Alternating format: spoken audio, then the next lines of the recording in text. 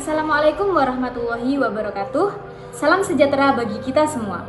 Perkenalkan, saya Nishdatul Islah, NIM 200210201022. Saya Lumatul Maulidia dengan NIM 200210201005. Saya Prawita Safarina dengan NIM 220910101102. Saya Hanif Krisna Diansa dengan NIM 220210104105. Saya Bagas Perman Putra, NIM 220210104074. Sejak tahun 1910, Semenanjung Korea dikuasai oleh Jepang.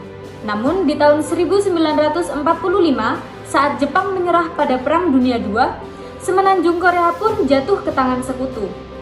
Korea bagian selatan dikuasai oleh Amerika Serikat, sementara Korea bagian utara dikuasai oleh Uni Soviet.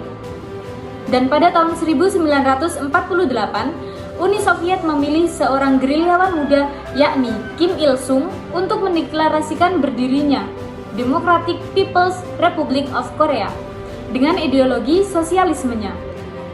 Kemudian di tahun 1950 hingga 1953, pecahlah perang di Semenanjung Korea.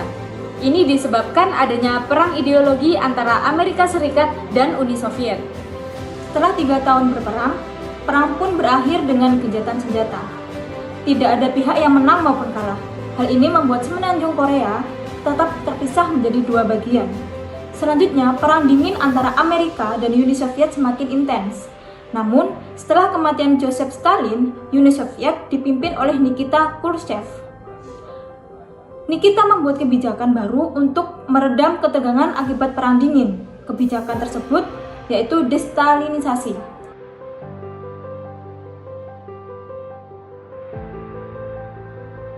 Kim Il-sung, Presiden Korea Utara, tentunya tidak senang mengetahui kebijakan ini. Kim Il-sung menganggap bahwa Stalin adalah pahlawan bagi Korea Utara. Karena kebijakan destalinisasi inilah Kim Il-sung akhirnya membuat alternatif ideologinya sendiri.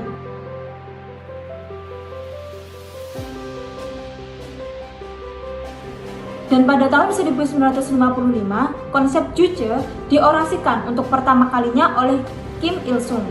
Ideologi Juche sendiri dicetuskan agar Korea Utara dapat lepas dari pengaruh kebijakan destalinisasi, sehingga Korea Utara dapat hidup mandiri sebagai sebuah negara. Ideologi Juche menganut sentralisasi kekuasaan, di mana kepemimpinan yang kuat dibutuhkan dalam sentralisasi ini. Dan dalam hal ini, keluarga Kimlah yang paling dihormati, karena mereka pemegang kekuasaan tertinggi di Korea Utara. Politik independen juga digagas oleh Korea Utara, di mana mereka menutup diri dari hubungan diplomatik dengan beberapa negara. Yang terakhir adalah sistem partai tunggal, di mana hanya Partai Buruh Korea lah yang dapat mengendalikan sistem politik nasional. Korea Utara menganut sistem ekonomi terpusat, di mana Partai Buruh lah yang mendapat kendali penuh atas sistem ekonomi. Korea Utara juga melarang adanya investasi asing kecuali yang berasal dari Cina dan Rusia. Lalu, Korea Utara memusatkan ekonomi mereka pada bidang industri pertanian, teknologi, dan inovasi untuk membangun kemandirian. Dalam bidang sosial dan budaya, ideologi Juche diterapkan dengan cara mempromosikan konsep-konsep seperti kebangsaan nasional, patriotisme, dan kesetiaan terhadap pemimpin negara. Seni, mereka sering menunjukkan perasaan nasionalisme seperti Menara Juche dan Stadion Kim Il-sung. Lalu, dalam bidang sosial, Korea Utara menggratiskan biaya kesehatan dan pendidikan rakyatnya. Namun, di sisi lain, kebebasan rakyat Korea Utara sangat dibatasi. Terlebih lagi, akses mereka terhadap dunia luar. Korea Utara memang mengakui umatnya yang beragama. Mereka diperbolehkan untuk beribadah sesuai dengan keyakinan masing-masing. Namun, dalam melaksanakan ibadahnya, mereka akan diawasi oleh pemerintah. Hal ini dikarenakan Kim Il-sung mengkultuskan dirinya sebagai surga bagi rakyatnya, sehingga dalam menjalankan keyakinan rakyat Korea Utara tidak diperbolehkan untuk melanggar ideologi Juche dan sistem pemerintahan sosialis.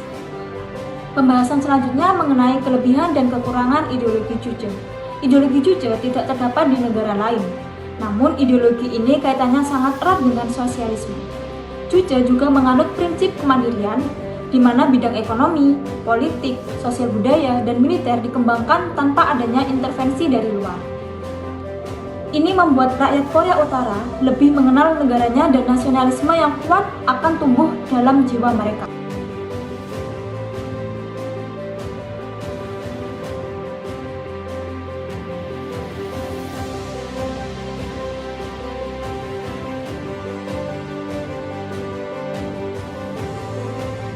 Ini membuat Korea Utara mengalami kesulitan untuk mengembangkan ekonomi mereka, karena perdagangan internasional merupakan hal yang cukup krusial untuk perkembangan ekonomi.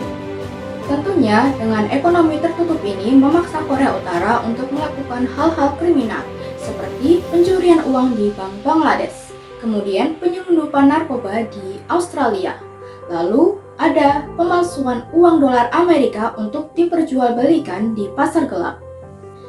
Tentunya ini berkebalikan dengan negara sosialis lain yang ekonominya lebih liberal, sehingga ekonomi mereka lebih maju. Apakah Juche cocok di Indonesia? Tentu saja tidak. Sejak pertama kali merdeka, cita-cita Bung Karno adalah membangun Indonesia yang sesuai dengan jati diri rakyatnya. Dan itu sudah tertuang dalam ideologi Pancasila, di mana ketuhanan Yang Maha Esa dan permusyawaratan perwakilan menjadi poin penting bagi kehidupan rakyat Indonesia. Ini akan sangat berlawanan dengan ideologi Juche di mana mereka mengkultuskan kepala negara mereka dan membatasi ruang beragama rakyat. Lalu, dengan politik tertutup juga membuat kebebasan di Korea Utara sangat dibatasi. Hak demokrasi pun dibungkam demi kelanggengan kekuasaan pemimpin. Alhasil, dua ideologi ini sudah sangat bertentang walaupun dilihat sekilas. Jadi, ideologi Juche tidak akan pernah bisa diterapkan di Indonesia. Seperti yang sudah disebutkan sebelumnya, ideologi Juche akan sangat tertutup terhadap dunia luar. Kepemimpinan yang otoriter pun sering terjadi dalam penerapannya. Ketika seorang pemimpin sudah otoriter, maka kebebasan rakyat pun dapat dikendalikan oleh seorang pemimpin. Ini akan membuat rakyat akan hidup dalam pola pikir konservatif dalam waktu yang lama seperti yang terjadi di Korea Utara. Lalu, dengan otoritas ini, pemimpin Korea Utara bisa saja memberikan dogma-dogma kepada masyarakat sesuai dengan kepentingannya. Dan lebih jauh lagi, pemimpin Korea Utara akan menyebarkan propaganda terhadap rakyat agar mereka membenci musuh-musuh negara. Tapi Juche juga memiliki kelebihan, utamanya kekuatan militer menjadi bidang yang paling penting untuk dikembangkan. Sehingga dalam militernya, Korea Utara tidak akan ragu-ragu untuk menunjukkan kekuatannya.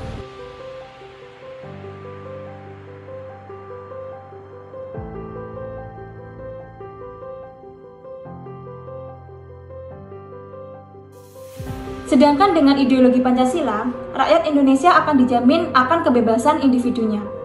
Rakyat diperbolehkan mengekspresikan apa yang mereka mau, tentunya dengan batasan-batasan hukum tertentu. Lalu dengan sistem pemerintahan demokratis, kepala negara akan diganti setiap 5 tahun sekali. Ini dapat mencegah tindakan otoriter dari kepala negara.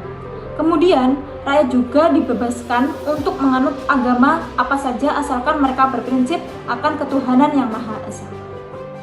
Yang terakhir adalah ekonomi Indonesia yang cenderung terbuka, politik bebas luar negeri, dan kekuatan militer untuk keperluan defensif. Sehingga Indonesia dengan ideologi Pancasila lebih mengutamakan diplomasi, kedamaian, dan kerjasama dalam hubungan internasionalnya.